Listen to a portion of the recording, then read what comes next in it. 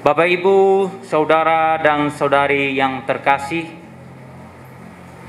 pertanyaan tentang siapakah Yesus menjadi pertanyaan yang populer di sepanjang era Mesianik.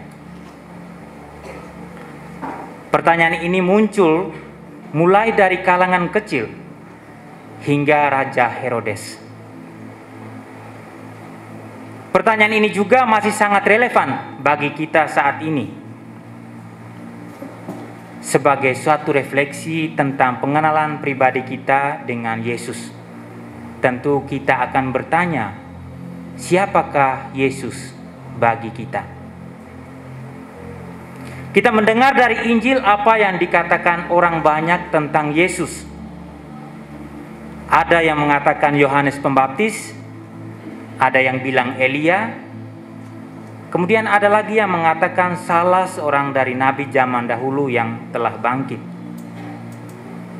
Tetapi kalau kita ingat bahwa selain dari apa yang telah dikatakan dalam Injil tadi, tentu kita ingat banyak sekali predikat yang diberikan kepada Yesus oleh orang-orang zamannya. Misalnya, bahwa dia adalah anak seorang tukang kayu dari Nazaret, atau seorang guru yang mengajarkan tentang kerajaan Allah, atau seorang penyembuh dari penyakit, atau seorang pengusir setan, dan lain sebagainya. Banyak sekali predikat yang diberikan kepada Yesus. Namun dari jawaban-jawaban itu atau predikat yang diberikan itu tidak ada sama sekali dalam benak mereka bahwa Yesus adalah Mesias. Karena bagi mereka, gambaran Mesias adalah seorang raja yang akan menjadi pembebas dari penjajahan bangsa Roma. Raja yang agung dan perkasa. Sedangkan dalam pandangan dan pengertian mereka, Yesus sama sekali tidak menampakkan sifat rajawinya.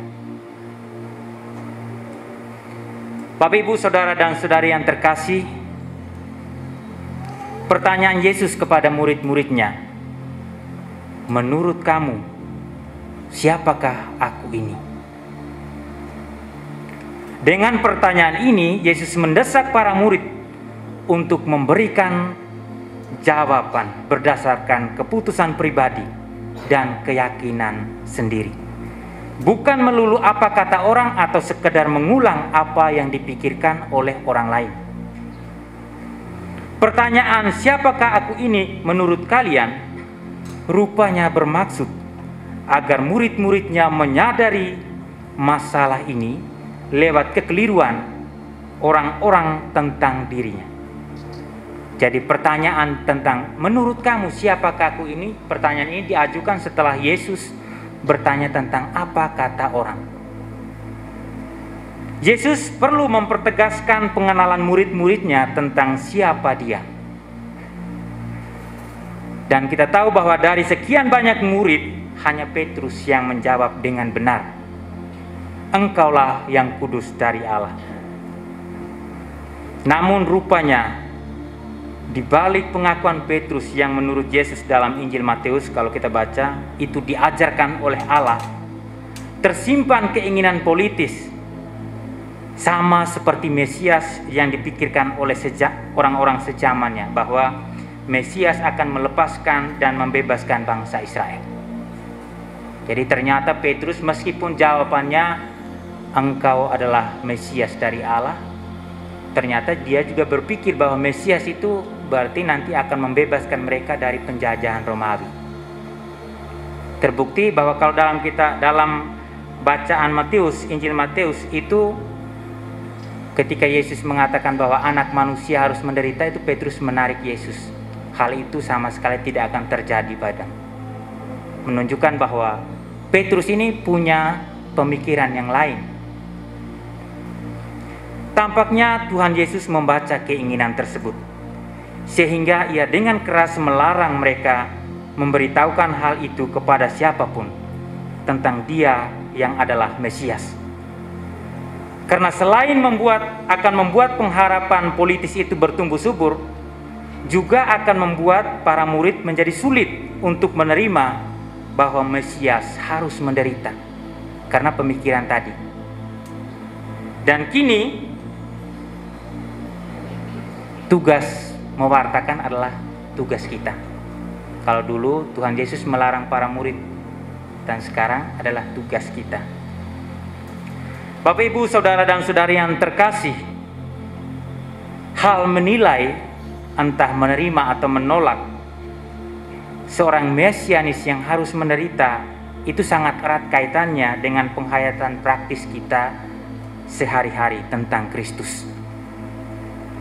Pertanyaan siapakah aku ini menurut kamu sekarang menjadi pertanyaan yang ditujukan kepada kita semua.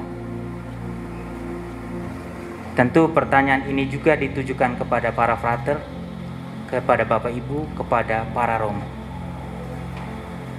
Dalam permenungan saya, peristiwa dan rahmat tabisan yang boleh kami berdua terima adalah dasar dari penilaian dan jawaban pribadi atas pertanyaan, siapakah Yesus bagi kami?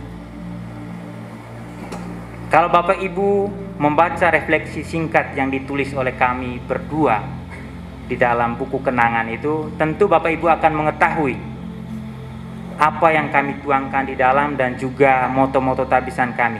Dan kiranya cukup jelas bagaimana kami menilai Tuhan Yesus bagi hidup kami. Dalam moto Romo Martin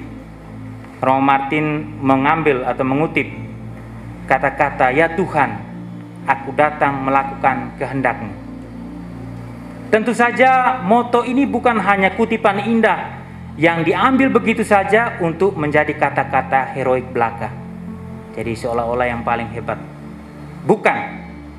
Tetapi karena pengenalannya akan Yesus yang mendalam, sehingga dia boleh mengatakan, "Ya Tuhan, aku datang melakukan kehendak-Mu." Demikian pula moto saya, karena saya mengalami dalam menjalani hidup dan panggilan, saya merasakan berat, susah, dan tidak mudah.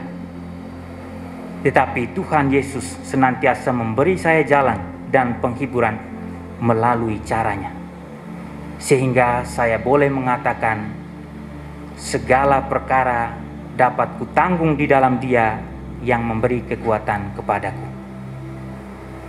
Bapak, Ibu, saudara-saudari yang terkasih, kalau saat itu Tuhan Yesus melarang para muridnya supaya jangan memberitahukan siapa dirinya kepada orang lain, dia sebenarnya pada saat ini dia ingin bahwa tugas itu adalah menjadi tugas kita. Namun untuk menjadi seorang pewarta, mengandaikan pengenalan pribadi yang mendalam tentang Dia. Dan semoga kita semua dapat memberikan jawaban tentang siapa Yesus di dalam hidup dan karya kita sehari-hari. Tuhan memberkati.